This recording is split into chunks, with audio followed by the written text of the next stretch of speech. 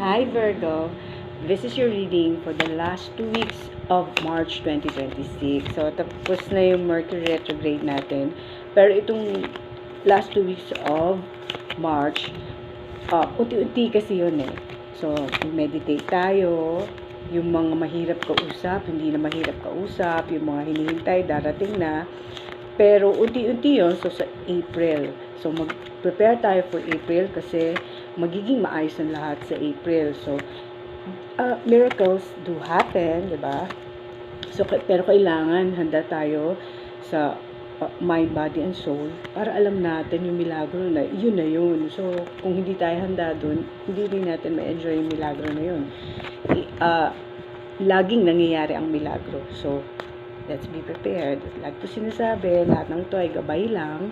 Kung nalilito tayo at nasasaktan tayo, natin anong gagawin natin, humingi tayo ng tulong at awa sa Diyos. Okay, Virgo.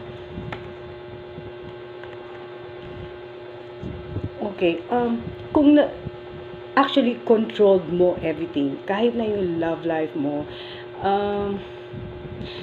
nakapigil lang, pero mukhang may darating sa'yo na siya yung na-stuck, huminto.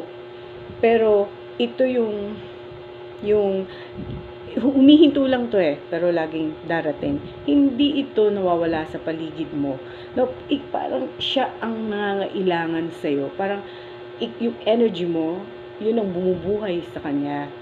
So, asahan mo, kung nanahimik to, babalik to.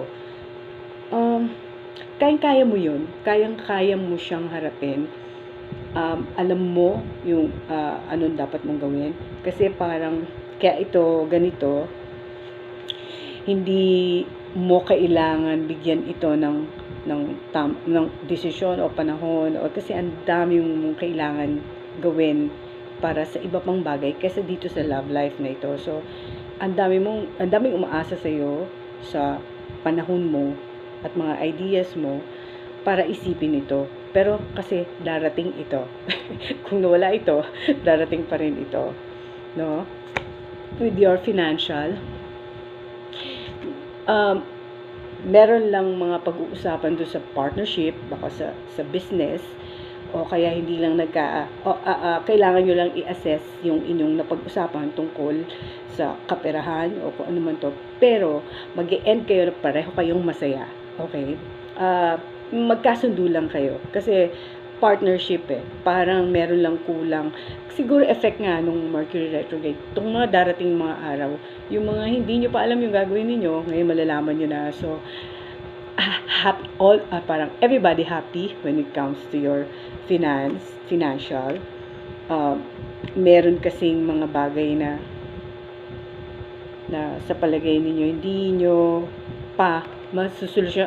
Huwag muna natin isipin, baka hindi pa time. So, itong mga darating na araw, mapag-iisipan nyo na yan, time na. Gagawin nyo na. Maraming dapat pag-isipan pa dun sa yung mga next mong gagawin na gusto mo sa buhay mo o kung ano man yung kalagayan mo ngayon, okay ka pa dyan ngayon. So, napapagod ka lang physically, kaya hindi mo maisip yung next mong gagawin. Pero, kailangan mo magpahinga. Kung meron kang career na gustong pag-isipan, hindi mo yan maiisip ngayon, magpahinga ka muna. Siguro napagod ka nga rin itong mga nakaraan, kasi wala ka namang na magandang nakita sa mga nangyari. Kunyari, nag-effort ka, wala pa rin nangyari. So, pahinga ka muna. Physically, sobrang pagod ka. So, kaya ang health mo, iwasan mo makipagtalo sa mga nakapaligid sa iyo. Sobrang maraming sinasabi, naapektuhan ka doon sa mga sinasabi, at nawawala yung nakasalala yung relasyon dun sa mga salitang sinasabi. Tapos sumasama ang loob mo. So, sumasakit ang dibdib mo sa mga salitang sinasabi. Hindi naman nasusolusyonan. Nag-aaway lang kayo, nag-aargumento lang kayo, pero may epekto sa health mo eh. Parang sumasakit ang dibdib mo, nanghihina ka. Sa itong 2 weeks na to, iwasan mo sila. Iwasan mo yung mga taong yan na nagbibigay sa'yo na sama ng loob. Kasi pwede talaga maka-apekto sa puso mo. This is for your health, no? Yung puso. Okay.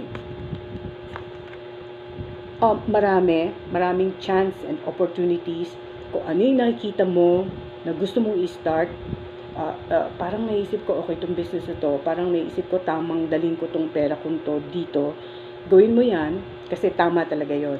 Pero, again, pag-isipan mo, this coming 2 weeks, no, by April ka, mag-desisyon, wag muna ngayon, pag-isipan mo lang, pero, kasi maisip mo yan lahat.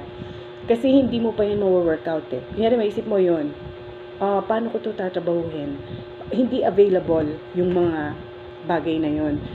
Ang mga ideas, meron kang ideas, pero hindi mo yan ma-apply. So, unti-unti. By April, yun nga, tama yon.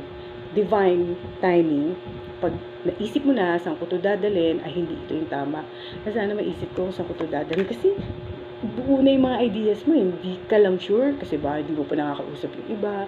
So lahat nakahang, no? Pero alam mo na ito, pag nagawa mo ito, giginhawa ang iyong buhay at yung buhay ng nakapaligid sa iyo. Pati ng yung mga yung ngayon parang mga nalulungkot ka dahil sa epekto nitong mga kalagayan ninyo, paano na kami, alam mo na ito ang magiging solusyon doon. So, magpahinga ka, physically, emotionally, and mentally, para maisip mo anong dapat mong gawin. Makakatulong talaga sa iyo. Hindi pwedeng hindi magpahinga. Huwag pa bigla-bigla. Kaya ang reading na ito ay ngayong next 2 weeks ng March. Kasi, unti-unti pa yan, no? Pero mararamdaman nyo. Maglulusen up yung mga mahirap kausap, hindi na mahirap kausap. Yung mga hinihintay nyo, darating na, ay salamat naman, mabibigay na, yung mga ganyan. I'm shuffling your damdamin cards, Virgo. This is for you. Ano itong damdamin cards for Virgo?